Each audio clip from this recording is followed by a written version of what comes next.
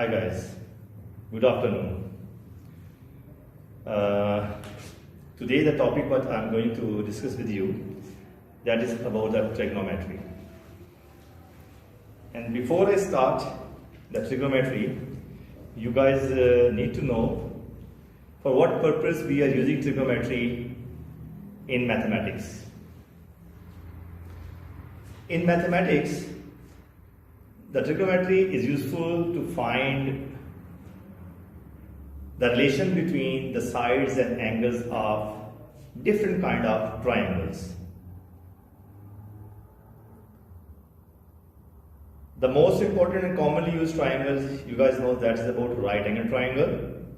So let's see first how it works for a right angle triangle. Here, you guys know, this is a right angle triangle. First of all, you need to know the name of the three sides of this right angle triangle. The side opposite to the right angle is always hypotenuse. Suppose capital H. And the other two sides, as there is no other angle except right angle, so one you can take as base and third is perpendicular. Suppose capital B and capital B. First of all, we will find a relation between the three sides of right angle triangle. That is named as Pythagorean relation, because the mathematician who discovered this relation between the three sides of a right angle triangle, that is his name was Pythagoras.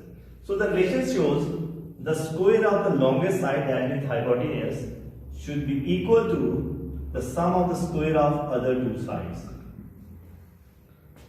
So this relation will help us to find any one unknown side while the two given known sides. And this works only for a right angle triangle. I hope it's clear to you. The second case study for the right angle triangle is like whenever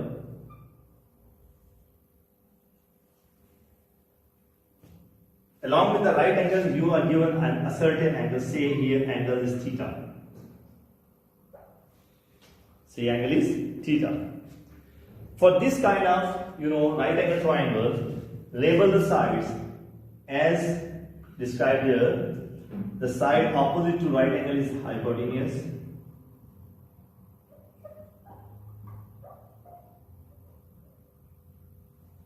And the side opposite to the given angle is called opposite. O, here H. And the third side, which joins the right angle with the given angle, that is called an adjacent side. Capital A. Again, for the right angle triangle, we are having three sides and one inside angle. So here, one of the trigonometry ratio, that is SO, CO and TO. Out of these three, any one will work depending on the condition of the question. So stand for the trigonometry ratio first, that is sine angle theta, that is O over hypotenuse. The other is co, that is cosine angle theta, whatever be angle given to you, that is theta, is equal to A for adjacent over hypotenuse. The third is tangent theta, opposite upon adjacent.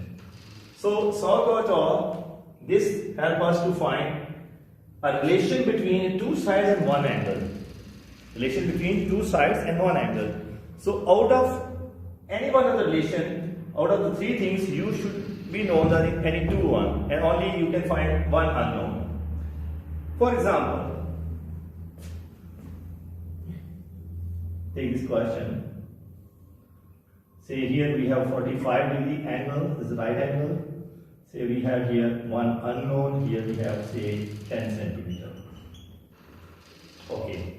For this question, you are supposed to find the unknown side x with a known angle and a longest side. First of all, label the sides as we described here. So 10 represent hypotenuse, this is an opposite, and A, we are not interested in A. So the relation between O and H, what was the relation? Look at here, that is sine angle. So we can write sine 45 degree equal to O by H, that means x by 10. As we are looking for this unknown side x, so sine 45 on the calculator will be 1 over root 2 x by 10. To the cross multiplication, so x will be 10 by root 2 or 5 root 2 centimeter is your answer. So the length of this side x should equal to 5.25 root 5 square root 2 centimeter. I hope you got it. So for a right angle triangle, we have two things. One is Pythagoras theorem, that establishes a relation between the three sides of a right angle triangle, and the technique of Sauer to find a relation between any two sides and one angle other than right angle. I hope it's clear to you. Similarly, if you proceed for the triangles other than right angle triangle like this, suppose we have ABC, the triangle, but it's none of the side is a right angle triangle. So it's a triangle other than right angle triangle. For this case, the angles say it's capital A, it's capital B, and C, they are not equal, so it's not equal to triangle. It's a triangle other than right angle. So, in order to find a relation between the three sides or the corresponding angles, we have sine rule and cosine rule. Sine rule and cosine rule. And these two rules works only for a triangle but other than right angle triangle. The sine rule says the side opposite to, like BC joins with the side A, because opposite angle A we have small a length, opposite angle B we have all small b, and similarly for C small c. Sine rule establishes a relation between any two sides with their corresponding sine angle or C over sine C. Sine rule says the ratio between the corresponding side and the corresponding angle must be equal at all extent. So, in any particular question, either the 2a over sine A can be b over sine B, or a over sine C, C over sine, A over sine A, C over sine C, or b over sine A, B is equal to C over sine B.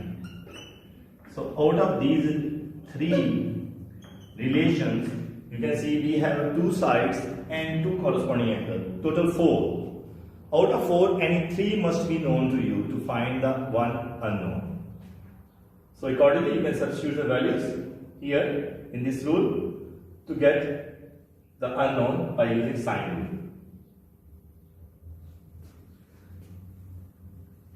But if you go with the cosine rule establishes a relation between one angle and the three sides of a triangle but other than right angle triangle. Like if you are known the angle like this, if you are having angle A and the opposite side A is B, C. So cosine angle A should equal to, because you can see this angle A is formed by the line B and C.